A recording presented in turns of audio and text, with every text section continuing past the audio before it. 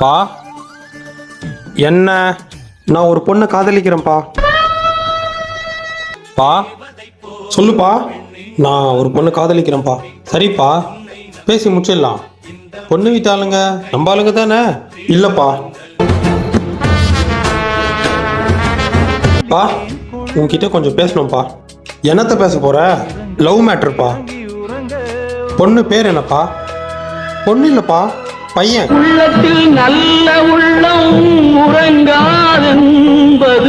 பா நான் ஒரு பொண்ணை லவ் பண்றேன்ப்பா.